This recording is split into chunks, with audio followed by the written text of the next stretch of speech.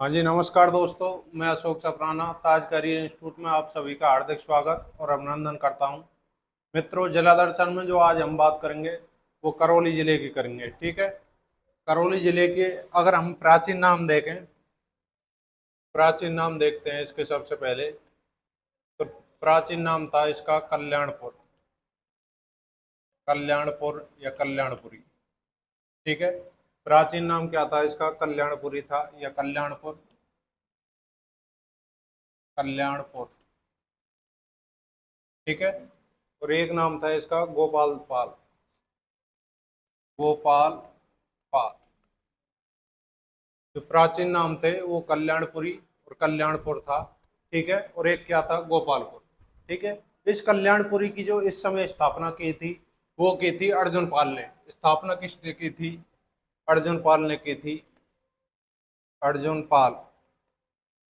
कब की थी? 1040 में की थी। कब की थी? 1040 में अर्जुन पाल ने स्थापना की थी। सॉरी, 1348 में। कब की थी? 1348 में। 1348 में अर्जुन पाल ने स्थापना की थी। करौली का जो प्राचीन नाम क्या था वो क्या था? कल्याणपुर। और इस कल्याणपुर की जो स्थापना की थी वो किसने की थी? वो की थी अर्जुन पाल ने। ठीक है। अर्जुन पाल ने कब की थी? ये की थी 1348 में। ठीक है। उसके बाद देखें इसकी स्थिति, देखो करौली की। ये उत्तर दिशा हुई, ये दक्षिण दिशा, ये पूर्व दिशा, और ये कौन सी है? पश्चिम दिशा। ठीक है। तो करौली हम देखेंगे, ये रहा करौली। तो ये राजस्थान के कौन से भाग में आता है? ये आता है पूर्वी भाग में। कौन से में आएगा? पूर्वी भाग में। ठीक है। स्थिति की बात करें हम यहाँ पर, तो स्थिति का है, इसकी स्थिति है पूर्वी राजस्थान। स्थिति क्या है? पूर्वी राजस्थान। ठीक है। पूर्वी राजस्थान में आता है करौली। ठीक है। पूर्वी राजस्थान के बाद देखें हम, अगर भौतिक प्रदेश में देखें तो भौतिक प्रदेश में कौन से में आएगा? भौतिक प्रदेश में, भौतिक प्रदेश में भी आएगा पूर्वी मैदान में, पूर्वी मैदान। ठीक है। भौतिक प्रदेश में पूर्वी मैदान में आएगा। उसके बाद इसकी जो सीमा लग रही है वो किससे लगेगी? वो लगेगी मध्य प्रदेश के साथ। सीमा किसके साथ लगेगी? मध्य प्रदेश के साथ लगेगी। ठीक है। और मध्य प्रदेश के साथ लगेगी तो कैसी सीमा लगाएगा? अंतर्राज्यीय सीमा। सीमा किसके साथ लगेगी? मध्य प्रदेश के साथ। ठीक है। उसके बाद देखते हैं यहाँ की मिट्टी कैसी है। जलोढ़ मिट्टी है। मिट्टी कैसी है? जलोढ़। वनस्पति कैसी है? पतझड़ी। वनस्पति पतझड़ी वनस्पति है। ठीक है। मिट्टी जलोढ़ मिट्टी है। वनस्पति कैसी है? पतझड़ी वनस्पति है। ठीक है। जलवायु कैसी है यहाँ की? जलवायु है आर्द्र जलवायु। कैसी है? आर्द्र जलवायु। और कोपेन के अनुसार देखें, कोपेन के अनुसार तो है CWG। कोपेन के अनुसार क्या है? CWG। वैसे तो देखेंगे हम तो आर्द्र जलवायु है, लेकिन कोपेन के अनुसार देखते हैं तो कोपेन के अनुसार कौन सी आती है? CWG। उसके बाद बात करते हैं हम यहाँ पर शुभंकर पर। यहाँ का शुभंकर क्या है? तो यहाँ का जो शुभंकर है वो है घड़ियाल। और ये घड़ियाल कहाँ मिलता है? ये चंबल अभ्यारण्य में मिलता है घड़ियाल। ठीक है सर। लिंगानुपात देखें, लिंगानुपात, लिंगानुपात यहाँ का कम है, 8 से 61 है। ठीक है। लिंगानुपात कितना है? 8 से 61 है। लेकिन घनत्व कितना है यहाँ का? जनसंख्या घनत्व, जनसंख्या घनत्व है 2 से 64। ठीक है। ये हुई इसके बारे में सामान्य बात है। अगर हम प्राचीन काल में देखें तो यह दो प्रदेशों के बताता था। एक तो मत्स्य प्रदेश, मत्स्य प्रदेश प्लस सूरसेन प्रदेश। दोनों के बीच में, दोनों के भाग से मिलकर दोनों में आता था कौन सा? करौली। ठीक है। उसके बाद देखें हम यहाँ पर मत्स्य प्रदेश और सूरसेन प्रदेश में आता है। इसके उपनाम देखें हम। उपनाम क्या है इसका? डांग का रानी। उपनाम क्या है इसका? उपनाम है इसका डांग का रानी, डांग की रानी। ठीक है। डांग की रानी, तो डांग का राजा कौन है? डांग का राजा धौलपुर। ठीक है। डांग की रानी तो क्या है? करौली है। तो डांग का राजा क्या है? डांग का राजा धौलपुर। ठीक है। ये किसे कह सकते हैं? केला देवी की मातृभूमि, केला देवी की मातृभूमि, क्योंकि यहाँ पर केला देवी जी का मंदिर है। और केला देवी जी का मंदिर होने के कारण इसे क्या भी कह सकते हैं? केला देवी की मातृभूमि या केला देवी की जन्मभूमि कहा जा सकता है। ठीक है। उसके बाद बात करेंगे हम यहाँ, वो करेंगे यहाँ पर नदियों की। नदियां आएगी यहाँ सबसे पहले, वो आएगी गंभीर नदी। कौन सी नदी आएगी? गंभीर नदी। ठीक है साहब, गंभीर नदी आएगी। गंभीर नदी का उद्गम कहाँ से होएगा? उद्गम देखो, उद्गम होगा ओरडा की पहाड़ी, ओरडा की पहाड़ी। और ये ओरडा की पहाड़ी कहाँ पड़ती है? करौली में ही पड़ती है। उद्गम कहाँ से हुआ है? उद्गम हुआ है ओरडा की पहाड़ी। और ओरडा की पहाड़ी कहाँ पर है? करौली में। करौली से चलती है गंभीर नदी। ठीक है। उसके बाद इसका प्रवाह देखें तो प्रवाह क्षेत्र है इसका करौली सवाई माधोपुर, करौली सवाई माधोपुर, सवाई माधोपुर के बाद जाती है भरतपुर में। कहाँ पर जाती है? भरतपुर में। ठीक है। करौली में हुर्रा की पहाड़ियों से उद्गम होता है। और हुर्रा की पहाड़ियों से चलकर कहाँ जाती है? सवाई माधोपुर। सवाई माधोपुर के बाद कहाँ जाती है? भरतपुर में। ठीक है। तो करौली में इस पर एक बांध बना हुआ है, उस बांध का नाम क्या है? पांचना बांध। करौली में कौन सा बांध बना हुआ है? यहाँ पर पांचना बांध, पांचना बांध बना हुआ है। और आपको पता होगा पांचना बांध है जो मिट्टी से निर्मित राज्य का सबसे बड़ा बांध है। किससे निर्मित है? मिट्टी से निर्मित, एकमात्र राज्य का एकमात्र बांध जो मिट्टी से निर्मित है। ये बात भी नोट करनी है आपको, मिट्टी से निर्मित, मिट्टी से निर्मित, मिट्टी से निर्मित राज्य का सबसे बड़ा बांध, बड़ा बांध। मिट्टी से निर्मित राज्य का सबसे बड़ा बांध कौन सा? पांचना बांध। ठीक है। ये पांचना बांध है जो उस समय अमेरिका के सहयोग से बनाया था। किसके समय सहयोग से बना था? अमेरिका के सहयोग से। यह बात भी आपको नोट करनी होगी। ठीक है। पांचना बांध मिट्टी से निर्मित राज्य का एकमात्र बांध, यह मिट्टी से निर्मित राज्य का सबसे बड़ा बांध। ठीक है। किसके सहयोग से बना है ये बांध? ये बांध बना है अमेरिका के सहयोग से। ठीक है। उसके बाद देखें ये सवाई माधोपुर में जाती है। और सवाई माधोपुर में, सवाई माधोपुर के बाद कहाँ जाती है? भरतपुर में जाती है। ठीक है। और मैनपुरी इटावा में जाकर यमुना नदी में मिल जाती है। भरतपुर से कहाँ जाती है? मैनपुरी इटावा। और ये मैनपुरी इटावा कहाँ पड़ता है? यूपी में। ठीक है। में जाकर यमुना नदी में मिल जाती है, यमुना नदी में मिल जाती है। ठीक है। कोरडा की पहाड़ी करौली से चलती है गंभीर नदी, करौली सवाई माधोपुर भरतपुर में बहती है। करौली में इस पर पांचना बांध बना हुआ है। यह मिट्टी से निर्मित राज्य का सबसे बड़ा बांध है और अमेरिका के सहयोग से बना है। और मैनपुरी में जाकर यह किस में जाकर मिल जाती है? यमुना नदी में जाकर मिल जाती है। कहाँ पर? मैनपुरी इटावा में जाकर। ठीक है सर। उसके बाद देखें इसकी सहायक नदियां। सहायक नदियां ये पूछ ली जाती हैं कभी कभी। गंभीर नदी की सहायक नदियां, या पांचना बांध में आकर जो नदियां मिलती हैं, पांच नदियां आकर मिलती हैं। अटा, भैंसावर, अटा भैंसावर, भदावरी। अटा भैंसावर भदावरी, अटा भैंसावर भदावरी, बरखेड़ा माची, बरखेड़ा और माची। ठीक है। ये पांच नदियां इसकी सहायक नदियां गंभीर नदी की, और आप कह सकते हैं पांचना बांध का जो निर्माण करती हैं या पांचना बांध में जो आकर गिरती हैं वो कौन कौन सी नदी हैं? अटा, भैंसावर, भदावरी, बरखेड़ा और माची। ठीक है साहब।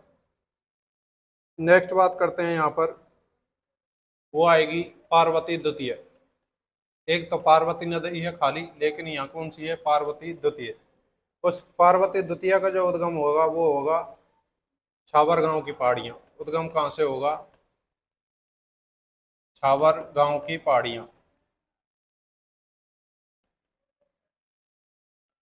छावर गांव की पहाड़ियां, पहाड़ियां। और ये छावर गांव की पहाड़ियां कहाँ पड़ती हैं? ये भी करौली में पड़ती हैं। छावर गांव की पहाड़ियां करौली में पड़ती हैं। ठीक है। उसके बाद देखते हैं ये, इस पर एक पार्वती बांध बना हुआ है। क्या बना हुआ है? पार्वती बांध। पार्वती द्वितीय पर क्या बना हुआ है? पार्वती बांध बना हुआ है। और ये कहाँ पर बना हुआ है? धौलपुर में बना हुआ है। कहाँ पर बना हुआ है? अंगाई गांव, अंगाई गांव, धौलपुर।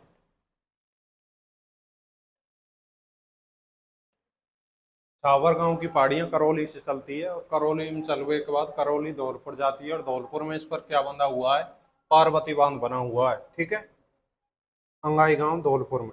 उसके बाद राजा खेड़ा धौलपुर में जाकर गंभीर नदी में मिल जाती है। कहाँ पर? राजा खेड़ा, राजा खेड़ा धौलपुर में जाकर गंभीर नदी में मिल जाती है। अभी जो पढ़ाई थी ना, गंभीर नदी में मिल जाती है।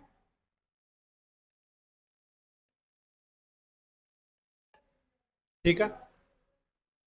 सावरगांव की पहाड़ियां से चलती है, पार्वती बांध बना हुआ है इस पर धौलपुर में। और राजा खेड़ा धौलपुर में, राजा खेड़ा है जो, उसमें जाकर गंभीर नदी में मिल जाती है। कौन सी नदी? पार्वती द्वितीय नदी। ठीक है सर। नेक्स्ट उसके बाद आती है एक कालीशिल नदी। कौन सी नदी आती है? कालीशिल नदी, कालीशिल नदी। कालीशिल नदी है, इसका उद्गम कहाँ से होगा? सपोटरा की पहाड़ी करौली से उद्गम।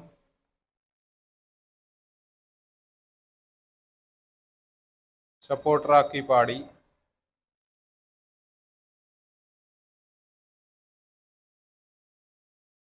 करौली से। ठीक है।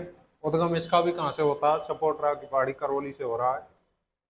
उसके बाद देखेंगे इस पर जो वेरी मोस्ट चीज है, इस पर केला देवी का मंदिर बना हुआ है। केला देवी मंदिर।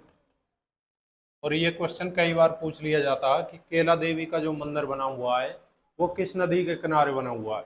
तो आपको ध्यान रखना कौन सी नदी के किनारे बना हुआ है। ये बना हुआ है कालीशिल नदी के किनारे। ठीक है सर। उसके बाद देखते हैं यहाँ पर एक हाड़ौती गांव पड़ता है। हाड़ौती गांव, और ये कहाँ पड़ता है? करौली में। हाड़ौती गांव करौली में, हाड़ौती गांव करौली में जाकर वनास नदी में मिल जाती है। बनास नदी में मिल जाती है।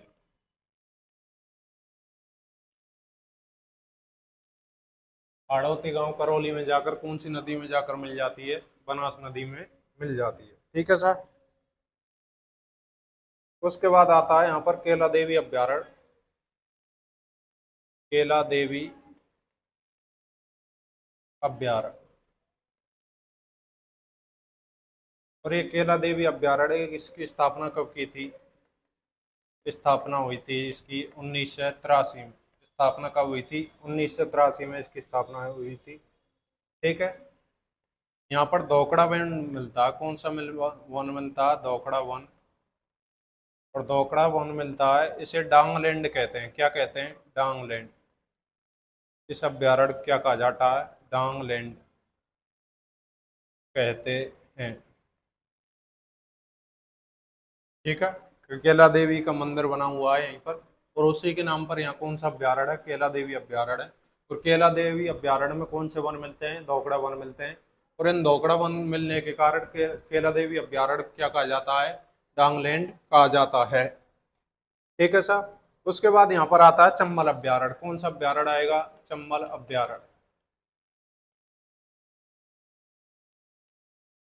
ठीक है, चंबल अभ्यारण्य पर आप पिछली क्लासों में बात कर चुके हैं। यह अंतर्राज्यीय, यानी कि यह मध्य प्रदेश, राजस्थान प्लस उत्तर प्रदेश, 3 राज्यों में फैला है। राजस्थान, मध्य प्रदेश और उत्तर प्रदेश, और 3 राज्यों में फैलने के कारण इसको क्या कहा जाता है? अंतर्राज्यीय अभ्यारण्य, मतलब जो अन्य राज्यों में। ठीक है, तो राज्य का एकमात्र अंतर्राज्यीय अभ्यारण्य।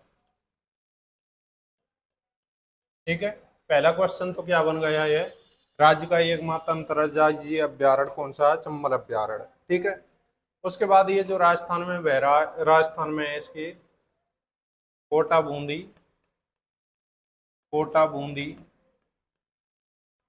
सवाई माधोपुर, करौली और धौलपुर। राजस्थान में कौन कौन से जिलों में है? कोटा, बूंदी, सवाई माधोपुर, करौली और धौलपुर। ठीक है, और राज्य में कौन कौन से में? मध्य प्रदेश, राजस्थान और उत्तर प्रदेश में। ठीक है, उसके बाद देखते हैं यह देश का एकमात्र नदी अभ्यारण्य है। देश का एकमात्र नदी अभ्यारण्य। देश का एकमात्र नदी अभ्यारण्य, क्योंकि देश में और कोई सी नदी में कोई सा भी अभ्यारण्य स्थित नहीं है। ठीक है, देश का एकमात्र, राज्य का एकमात्र अंतर्राज्यीय अभ्यारण्य और देश का एकमात्र नदी अभ्यारण्य। ठीक है, यह प्रसिद्ध किसके लिए है? प्रसिद्ध किसके लिए है? तो ये प्रसिद्ध है घड़ियालों के लिए। किसके लिए प्रसिद्ध है? घड़ियालों के लिए। घड़ियालों के लिए प्रसिद्ध है, और घड़ियालों के लिए प्रसिद्ध होने के कारण ही करौली का जो शुभंकर है वो क्या है? घड़ियाल। ठीक है, घड़ियालों के लिए प्रसिद्ध है ये। यह इसे घड़ियालों का संसार भी कहा जाता है। घड़ियालों का संसार भी कहा जाता है। जलीय पक्षियों की शरण स्थली कहा जाता है इसे। क्या कहा जाता है? जलीय पक्षियों की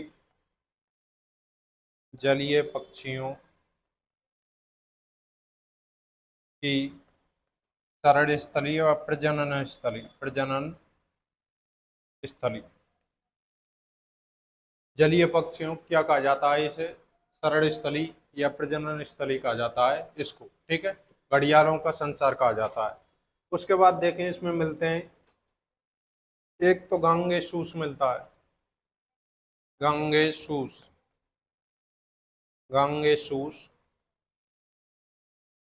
एक डॉल्फिन मछली मिलती है यहाँ पर। डॉल्फिन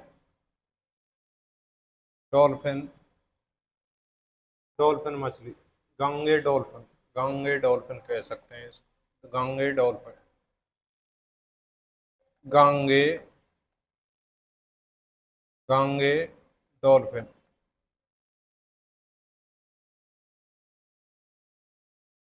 ठीक है, गंगे सूस मिलता है, गंगे डॉल्फिन मिलता है। घड़ियालों की क्या है? संसार है। और जलीय पक्षियों क्या है? प्रजनन स्थली है। राज्य का एकमात्र अंतर्राज्यीय अभ्यारण्य है, और राज्य का एकमात्र कैसा? नदी अभ्यारण्य। ठीक है, नेक्स्ट देखते हैं। तो नेक्स्ट आता है यहाँ पर एक धौलपुर करौली बाघ परियोजना। क्या आती है? धौलपुर करौली बाघ परियोजना। क्या आती है यहाँ पर? धौलपुर करौली बाघ परियोजना आती है। दोनों जिलों में है, धौलपुर और करौली में। ठीक है, तो ये है राज्य की पांचवी परियोजना है, तथा देश की 55वीं परियोजना है। ठीक है, धौलपुर करौली परियोजना यह राज्य की तो 5वीं परियोजना है, और देश की कौन सी परियोजना है? 55वीं परियोजना है देश की। ठीक है सर। नेक्स्ट बात करते हैं, तो यहाँ नेक्स्ट बात करेंगे यहाँ मंडरायल दुर्ग पर, प्रमुख दुर्गों की बात करेंगे। मंडरायल दुर्ग, ठीक है। और मंडरायल दुर्ग है, इसे ग्वालियर दुर्ग की कुंजी कहा जाता है। पहले इसका निर्माता देखते हैं। निर्माता, निर्माता कौन है इसका? ब्रज बहादुर, ब्रज बहादुर। निर्माता कौन है? ब्रज बहादुर है, ठीक है। ग्वालियर दुर्ग की कुंजी कहा जाता है इसे, ग्वालियर दुर्ग की कुंजी या चाबी, कुंजी, ग्वालियर दुर्ग की कुंजी कहा जाता है। एक यहाँ पर मर्दान शाह मस्जिद स्थित है, मर्दान शाह है, मर्दान शाह है मस्जिद। मर्दान शाह क्या बनी हुई है? यहाँ पर मस्जिद बनी हुई है। ब्रज बहादुर क्या है? इसका निर्माता है। और ग्वालियर दुर्ग की क्या कहा जाता है? इसे कुंजी कहा जाता है, ठीक है। उसके बाद आता है यहाँ पर एक ऊंटगिरी का किला आता है, ऊंटगिरी का किला, ऊंटगिरी का किला, ठीक है। सबसे पहले देखते हैं इसका उपनाम देखते हैं। उपनाम क्या है इसका? उपनाम देखो इसके, उदित नगर, ऊंट नगर, उदित नगर, कोमा ऊंट नगर, ऊंट नगर, उदित नगर, ऊंट नगर, ठीक है। अवंतगढ़, अंतगढ़, अवंतगढ़, अवंतगढ़, कोमा अंतगढ़। ये क्या हुए? ये इसके प्रमुख उपनाम है ऊंटगिरी के किले के, उदित नगर, ऊंटनगर, अवंतगढ़ और अंतगढ़, ठीक है। उसके बाद देखते हैं यहाँ पर इसका निर्माता कौन था? निर्माता था इसका लोधी राजपूत थे। कौन थे? लोधी राजपूत। निर्माता कौन है? लोधी राजपूत है। इसमें एक कृष्ण जी का मंदिर है, क्या बना हुआ है? कृष्ण जी का मंदिर।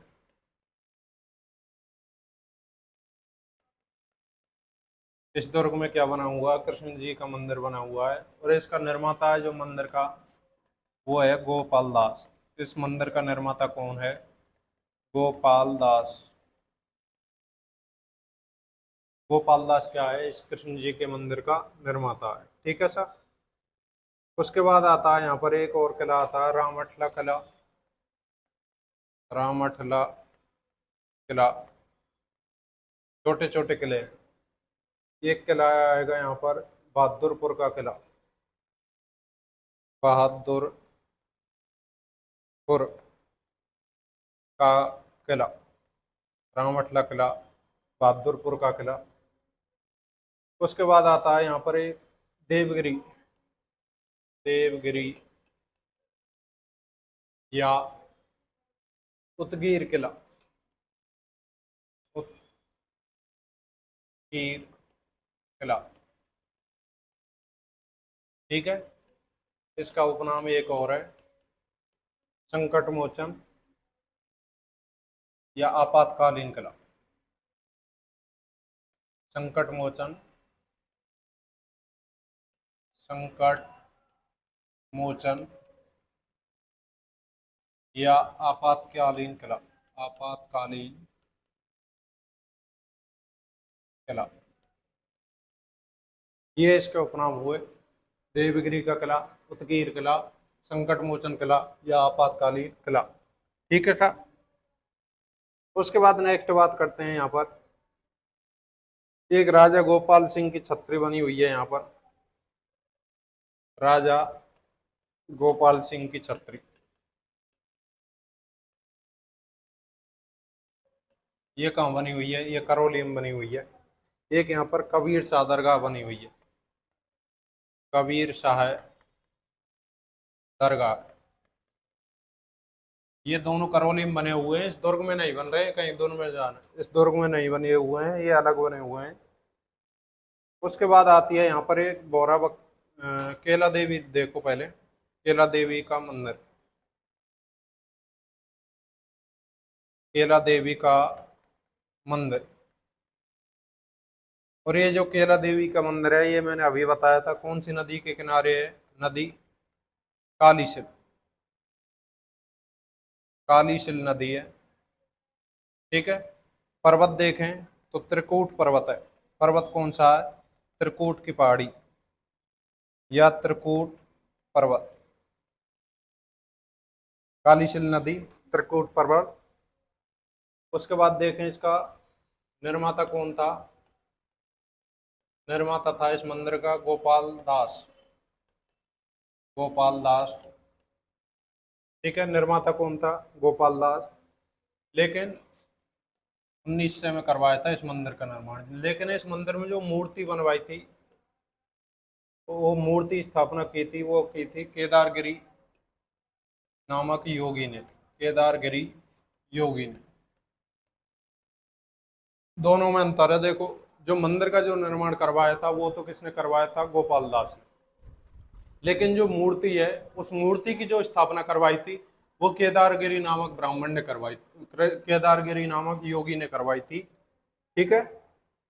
उसके बाद देखते हैं यह यादवों की, यादवों या जादौन शाखा, यादवों में जो जादौन शाखा है, यादवों की कुल देवी है, कुल देवी है। ठीक है। तो इसके मंदिर में लांगुरिया नृत्य किया जाता है। कौन सा नृत्य किया जाता है? लांगुरिया नृत्य। ठीक है। और लांगुरिया नृत्य किया जाता है यह गुर्जर और मीणा जाति द्वारा, गुर्जर प्लस मीणा जाति द्वारा। ये आपको ध्यान रखना है। ये देवी तो किसकी है? देवी तो है यादवों की, और यादवों की देवी है। लेकिन जो इसके दरबार में जो लोकगीत मतलब नृत्य किया जाता है वो लांगुरिया नृत्य किया जाता है। लांगुरिया नृत्य जो गुर्जर और मीणा जाति द्वारा किया जाता है। किसके द्वारा किया जाता है? गुर्जर और मीणा जाति द्वारा किया जाता है। ठीक है। इसका जो मेला लगता है वो कब लगता है? मेला लगता है इसका चैत्र शुक्ल अष्टमी को। मेला कब लगता है? चैत्र शुक्ल अष्टमी को। ठीक है। मेला कब लगता है? चैत्र शुक्ल अष्टमी को मेला लगता है। और इस मेले को क्या कहा जाता है? इस मेले को कहा जाता है लक्खी मेला। ठीक है। लक्खी मेला कहा जाता है, ये बात आपको नोट करनी है। क्वेश्चन आ जाता है कि लक्खी मेला कहाँ का प्रसिद्ध है, तो ये लक्खी मेला कहाँ का प्रसिद्ध है? लक्खी मेला करौली का केला देवी का प्रसिद्ध है। ठीक है। पिछली बार ये क्वेश्चन पूछा गया था, लक्खी मेला किसका प्रसिद्ध है? केला मैया का प्रसिद्ध है। ठीक है। निर्माता कौन था? गोपाल दास था। लेकिन मूर्ति का जो निर्माण करवाया था वो किसने करवाया था? केदारगिरी नामक योगी ने करवाया था। यादवों की कुल देवी है, ये बात आपको नोट करनी है। इसके दरबार में जो नृत्य किया जाता है वो कौन सा नृत्य है? लांगुरिया नृत्य। कौन सी जाति द्वारा किया जाता है? गुजर और मीणा जाति द्वारा किया जाता है लांगुरिया नृत्य। वेरी मोस्ट लगा लेना लांगुरिया नृत्य को। उसके बाद देखें यहाँ पर जो मेला लगता है वो कब लगता है? चैत्र शुक्ल अष्टमी को लगता है। और ये कैसा मेला? लक्खी मेला। लक्खी मेला का अर्थ होता है कि यहाँ पर जो भीड़ है वो लाखों में होती है, और लाखों में होने के कारण इसको क्या कहा जाता है? लक्खी मेला कहा जाता है। ठीक है। इसी मंदिर के सामने यहाँ पर एक बोहरा भक्त की छतरी है। बोहरा भक्त की छतरी क्या बनी हुई है? यहीं पर बोहरा भक्त की छतरी बनी हुई है। ठीक है। और इस बोहरा भक्त की छतरी पर क्या किया जाता है? झाड़ फूंक का इलाज किया जाता है। यहाँ पर क्या बनी हुई है? बोहरा भक्त की छतरी बनी हुई है। और बोहरा भक्त की छतरी पर क्या किया जाता है? झाड़ फूंक का इलाज, झाड़ फूंक का इलाज किया जाता है। ठीक है। एक यहीं पर चामुंडा माता का मूर्ति भी है, चामुंडा माता की मूर्ति। ठीक है। इसी मंदिर के पास क्या है? एक तो बोहरा भक्त की छतरी है। ठीक है। और बोहरा भक्त की छतरी है, एक क्या है? चामुंडा माता की मूर्ति है। और चामुंडा माता की मूल मंदिर कहाँ पर है इसका? मूल मंदिर तो कहाँ पर है इसका? जोधपुर में है चामुंडा माता का। यह गुर्जर समाज की क्या है? कुल देवी है। ये बात आपको नोट करनी है। गुर्जर समाज की क्या है ये? गुर्जर समाज की कुल देवी, कुल देवी। मूल मंदिर कहाँ पर है इसका? मूल मंदिर है जोधपुर, चामुंडा गांव जोधपुर में। ठीक है। लेकिन यहाँ पर एक क्या है, इसकी मूर्ति स्थापित है। उसके बाद बात करें यहाँ पर एक गुफा मंदिर बना हुआ है। क्या बना हुआ है? गुफा मंदिर। क्या बना हुआ है? यहाँ पर एक गुफा मंदिर बना हुआ है और इस गुफा मंदिर को केला देवी का वास्तविक मंदिर माना जाता है। केला देवी का वास्तविक मंदिर, वास्तविक मंदिर। ठीक है। इन पर हमारी बात हुई थी। भौरा भक्त की क्षत्रिय चामुंडा माता की मूर्ति है यहीं पर। और क्या है, यहाँ पर एक गुफा मंदिर बना हुआ है। गुफा मंदिर क्या है? केला देवी का वास्तविक मंदिर। उसके बाद देखें यहाँ पर तो क्वेश्चन आता है यहाँ पर मकर ध्वज, मकर ध्वज मंदिर बना हुआ है। यहाँ पर मकर ध्वज मंदिर बना हुआ है। ठीक है। यह राज्य का एकमात्र मकर ध्वज मंदिर है। राज्य का एकमात्र, राज्य का एकमात्र मकर ध्वज मंदिर। ठीक है। मकर ध्वज मंदिर बना हुआ है। एक यहाँ पर मदन मोहन मंदिर है। मदन मोहन मंदिर। ये दो ही ज्यादा पोस्ट है, एक तो मदन मोहन मंदिर और एक क्या है, एक है यहाँ पर केला देवी का मंदिर। इसमें जो मूर्ति है वो मूर्ति गोपाल पाल द्वारा जोधपुर से, जयपुर से लाई गई थी। जयपुर से लाई गई थी, लाई गई थी। ठीक है। इस मंदिर में जो मूर्ति है वो कहाँ से लाई गई थी? गोपाल पाल द्वारा जयपुर से लाई गई थी। ठीक है। यह गौड़ीय संप्रदाय का मंदिर है। कौन से संप्रदाय का है? गौड़ीय संप्रदाय, गौड़ीय संप्रदाय का मंदिर है। उसके बाद देखें यहाँ पर जो मेला लगता है वो प्रत्येक अमावस्या को लगता है। मेला कब लगता है? प्रत्येक अमावस्या को। प्रत्येक अमावस्या को क्या लगता है? यहाँ पर मेला लगता है। ठीक है। गौड़ीय संप्रदाय का मेला है। यहाँ पर जो मूर्ति लाई थी गोपाल पाल द्वारा जयपुर से लाई गई थी। मेला कब लगता है? प्रत्येक अमावस्या को क्या लगता है? यहाँ पर मेला लगता है। ठीक है सर। उसके बाद देखें यहाँ पर आएगा एक महावीर जी का मेला। देखें महावीर जी का मेला, महावीर जी का मेला।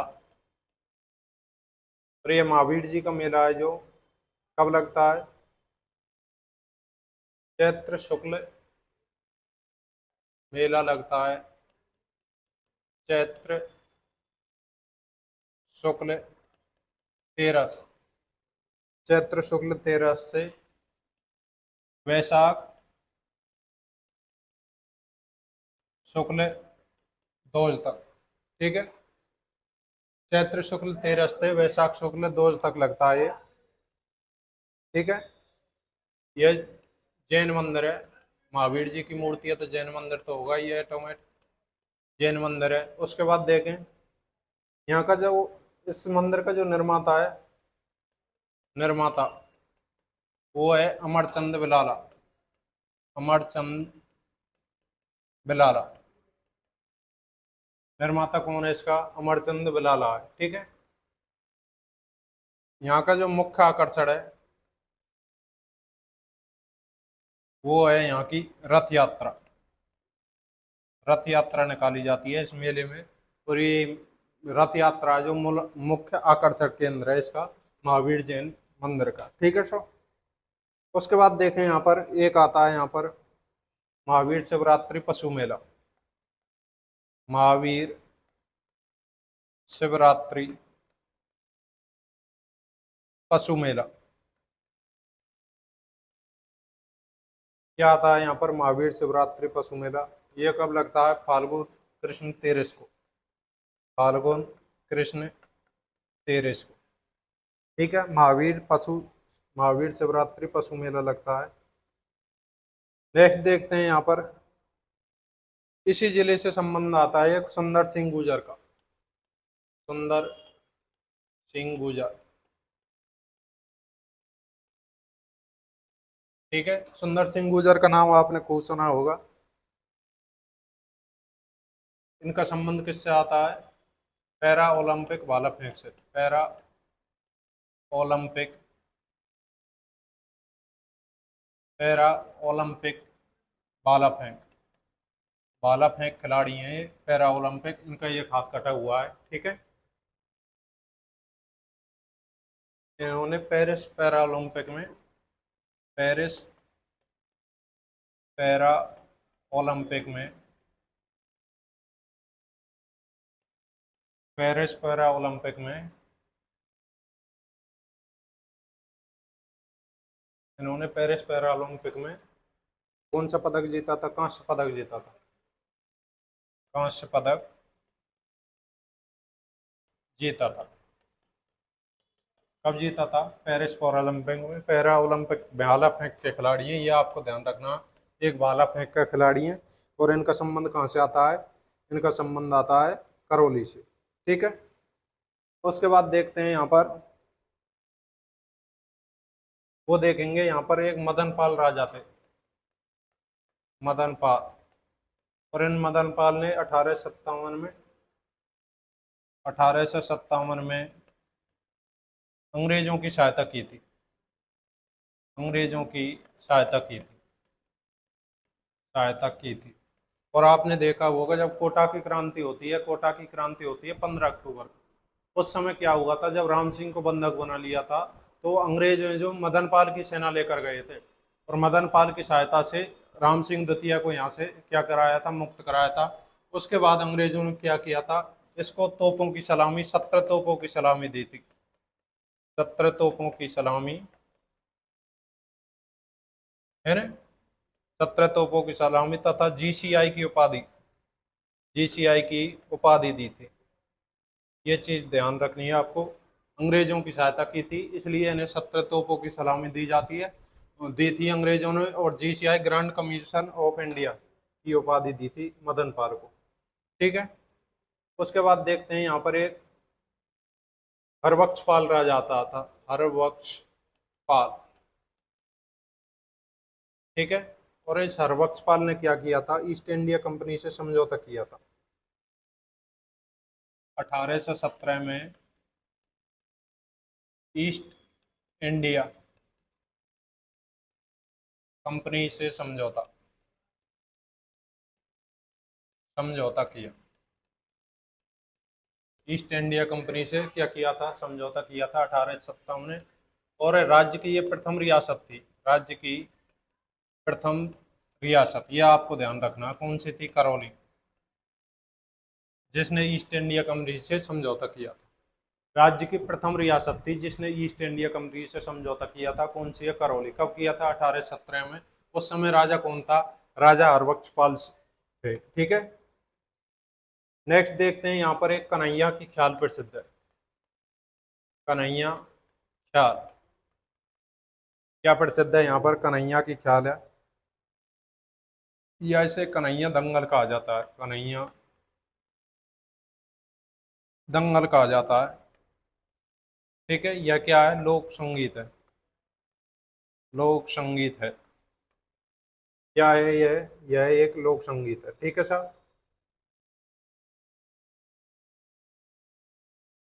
एक बार मैं इस जिले को पुनः रिपीट करना चाहूंगा, देखो,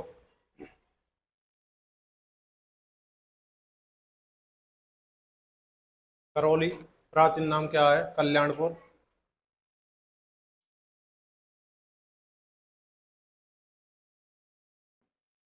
कल्याणपुरी या कल्याणपुर, ये गोपाल पार्क, ठीक है। इसकी जो स्थापना की थी इस समय करौली की कल्याणपुर के नाम से की थी, किसके नाम से? कल्याणपुरी, जो उस समय कल्याणपुरी इसका नाम था। तो इसकी स्थापना किसने की थी?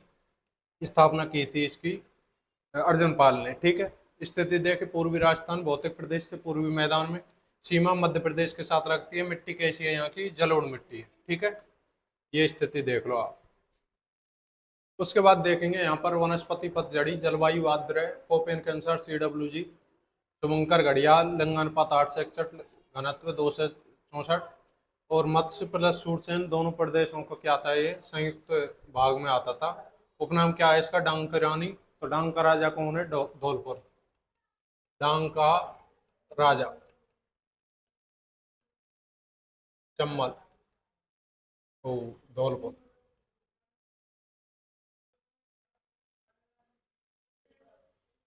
ठीक है, बीहड़ों की रानी भी कहा जा सकता है इसे, क्योंकि चंबल में जो सर्वाधिक बीहड़ है वो धौलपुर और करौली में, तो करौली को बीहड़ों का राजा कहा जाता है, इसे बीहड़ों क्या कहा जाता है, रानी कहा जाता है। नेक्स्ट देखते हैं यहाँ पर गंभीर नदी है उद्गम हरडा की पहाड़ियों से करौली, सवाई माधोपुर, भरतपुर में और करौली में। इस पर पांचना बांध बंधा हुआ है, मिट्टी से निर्मित है और राज्य का सबसे बड़ा बांध है, अमेरिका के सहयोग से बना हुआ है। मैनपुरी इटावा में जाकर यह करौली में मिल जाता है, यमुना नदी में मिल जाती है। ठीक है, इसकी सहायक नदी कौन कौन सी है, अटा, भैंसावर, भदावरी, बरखेड़ा और माची नदी। ठीक है सर, उसके बाद दूसरी नदी आती है यहाँ पर, वो आती है पार्वती नदी, पार्वती द्वितीय। इसकी जो उद्गम होता है वो कहाँ से हुआ है, साबरगांव की पहाड़ी से। कहाँ से हुआ है, साबरगांव की पहाड़ी, करौली से पार्वती बांध बना हुआ है इस पर धौलपुर में। कहाँ पर बना हुआ है, धौलपुर में। राजा खेड़ धौलपुर में जाकर गंभीर नदी में मिल जाती है। उसके बाद आती है यहाँ पर कालीसिल नदी, कादलीसिल का वेरी मोस्ट लगा लेने, कालीसिल को। सपोटरा की पहाड़ी करौली से चलती है। उसके बाद केला देवी मंदिर बना हुआ है इस पर, हाड़ौती गांव में जाकर बनास नदी में मिल जाती है। करौली अभ्यारण्य स्थापना कब की थी, उसकी 1983 में, धोकड़ा बने डांगलैंड कहा जाता है इसे। ठीक है, चंबल अभ्यारण्य मध्य प्रदेश, राजस्थान, उत्तर प्रदेश संयुक्त है, इसलिए राज्य का एकमात्र अंतर्राज्यीय अभ्यारण्य है। कोटा, बूंदी, सवाई माधोपुर, करौली धौलपुर में है। देश का एकमात्र नदी अभ्यारण्य है। प्रसिद्ध किसके लिए है, घड़ियालों का संचार कहलाता है। जलीय पक्षियों की प्रजनन स्थली, गांगे सूस मिलती है यहाँ पर, गांगे डॉल्फिन मिलती है। उसके बाद बात करते हैं यहाँ पर धौलपुर करौली बाग परियोजना, यह राज्य की 5वीं है और देश की 55वीं है। ठीक है, मंडरायल दुर्ग, निर्माता ब्रज बहादुर, ग्वालियर दुर्ग की कुंजी कहा जाता है इसे, ग्वालियर दुर्ग की कुंजी। और मर्दान साहब मीर की मस्जिद बनी हुई है यहाँ पर। ऊंटगिरी का किला है। नेक्स्ट क्या है, ऊंटगिरी का किला, उपनाम क्या है इसके, उदित नगर, ऊंटनगर, अवंतगढ़, अंतगढ़। ठीक है, निर्माता लोधी राजपूत, कृष्ण जी का मंदिर बना हुआ है। निर्माता गोपाल दास है। और अमटला किला बाज बहादुर का किला बना हुआ है यहाँ पर। उसके बाद देवगिरी उत्कीर किला, उपनाम संकट मोचन, आपातकालीन किला। करौली में राजा गोपाल सिंह की छतरी बनी हुई है। कबीर साहब की दरगाह बनी हुई है। केला देवी का मंदिर है कालीशैल नदी के किनारे त्रिकूट पर्वत पर। निर्माता गोपाल दास, लेकिन मूर्ति की जो स्थापना की थी वो केदारगिरी योगी ने की थी। यादवों की कुल देवी है, लांगोरिया नृत्य किया जाता है गुर्जर और मीणा जाति द्वारा। यहाँ पर मेला कब लगता है, चैत्र शुक्ल अष्टमी को, चैत्र शुक्ल अष्टमी को मेला लगता है। यह कैसा मेला, लक्की मेला। इसी मंदिर के सामने भौरा भक्त की छतरी बनी हुई है जिससे झाड़ फूंक का इलाज किया जाता है। इसी मंदिर के पास एक चामुंडा माता की मूर्ति है, लेकिन चामुंडा माता का मूल मंदिर कहाँ पर है, जोधपुर में। यह गुर्जर समाज की क्या है, कुल देवी है। एक गुफा मंदिर है जिसे केला देवी का क्या माना जाता है, वास्तविक मंदिर माना जाता है। ठीक है सर, उसके बाद बात करते हैं यहाँ पर मकर ध्वज मंदिर है, राज्य का एकमात्र मंदिर। मदन मोहन मंदिर है। मूर्ति गोपाल पाल द्वारा जयपुर से लाई गई थी। कहाँ से लाई गई थी, जयपुर से लाई गई थी। और यह गौड़ीय संप्रदाय का मंदिर है। और मेला कब लगता है यहाँ पर, प्रत्येक अमावस्या को। ठीक है, नेक्स्ट बात करते हैं यहाँ पर महावीर जी का मेला, चैत्र शुक्ल 13 को से वैशाख शुक्ल 2 तक लगता है। जैन मंदिर है। निर्माता कौन है इसका, अमरचंद बिलाला। निर्माता कौन है, अमरचंद बिलाला। मुख्य जो आकर्षण है यहाँ का वो क्या है, रथ यात्रा है यहाँ की। ठीक है, महावीर से भी रात्रि पशु मेला लगता है यहाँ पर, वो कब लगता है, फाल्गुन कृष्ण 13। उसके बाद इसी जिले से जो संबंध आता है वो सुंदर सिंह गुर्जर का आता है। पैरा ओलंपिक भाला फेंक है, पैरा ओलंपिक भाला फेंक। ठीक है, पेरिस पैरा ओलंपिक में कांस्य पदक जीता था इन्होंने। ठीक है, मदन पाल 1857 में अंग्रेजों की सहायता की थी इसने, मदन पाल राजा, इसलिए इसे तोपों की 17 तोपों की सलामी दी थी और जीसीआई की उपाधि दी थी। ठीक है सर, उसके बाद आता है यहाँ पर हरबख्श पाल सिंह। ये ईस्ट इंडिया कंपनी से नवंबर 1817 में क्या किया था इन्होंने, समझौता किया था। और ऐसा करने वाली राज्य की प्रथम रियासत थी जिसने ईस्ट इंडिया कंपनी से क्या थी, संधि की थी। ठीक है, संधि करने वाली एकमात्र रियासत। उसके बाद यहाँ पर कन्हैया ख्याल है, कन्हैया का दंगल किया जाता है। ये क्या है, एक लोक संगीत कला है। ठीक है, इस प्रकार हमारा यह दुर्ग खत्म होता है। मिलते हैं नेक्स्ट क्लास में। All the best, thank you, Ram Ram साहब।